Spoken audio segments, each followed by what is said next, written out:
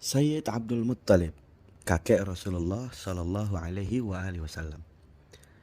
Beliau bernama Syaibatul Hamad. Dinamakan demikian karena waktu dilahirkan di rambut kepalanya terdapat rambut putih atau uban. Di dalam riwayat lain dinamakan demikian dengan harapan beliau hidup berumur panjang sampai usia tua. Dan tambahan kata Hamad karena banyaknya pujian orang-orang kepadanya. Karena beliau adalah tempat kembalinya suku Quraisy ketika dalam kesulitan dan kesusahan. Beliau dikenal dengan Abdul Muttalib karena ayahnya yakni Sayyid Hashim menikah di Madinah yang tak ada seorang pun tahu. Dan lahirlah Abdul Muttalib di Madinah dan dibesarkan oleh ibunya yang bernama Salma bintu Amru al-Khazrajiyah. Ketika ayahnya wafat, maka dijemputlah Abdul Muttalib oleh pamannya yang bernama Muttalib bin Abdul Manaf, yang berkata kepada ibunya, "Sesungguhnya anak saudara laki-lakiku ini asing bagi selain kaumnya, dan kami dimuliakan pada kaum kami. Kaumnya serta tempat tinggalnya lebih baik daripada tempat yang lain." Lalu diizinkanlah oleh ibunya beliau untuk ikut pamannya. Dipakaikanlah beliau dengan gaya pakaian orang Yaman. Dan Sayyid Abdul Muttalib ini berkulit hampir kecoklatan layaknya orang Yaman.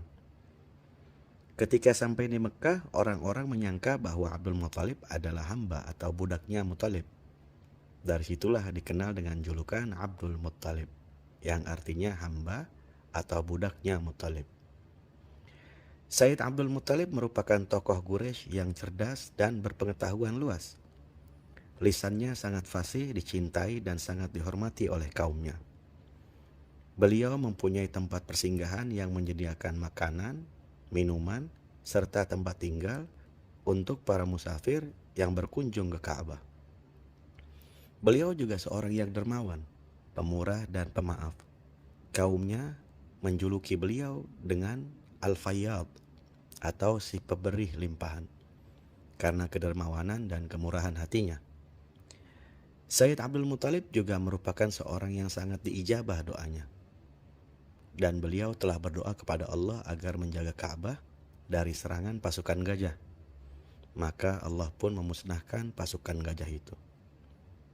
Dan suku Quraisy jika mereka mengalami kekeringan, maka mereka akan menuntun Sayyid Abdul Muttalib untuk pergi bersama ke Gunung Thabir dan meminta hujan kepada Allah Subhanahu wa taala, dan Allah pun memberikan hujan kepada mereka. Dan ketika mereka ada hajat, maka mereka pun jadikan Sayyid Abdul Muttalib sebab terkabulnya hajat mereka.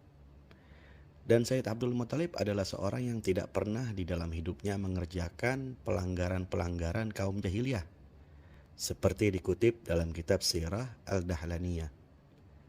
Sayyid Abdul Muttalib hidup selama 80 tahun. Dalam kitab Anwarul Muhammadiyah Linabhani, beliau hidup sampai 110 tahun.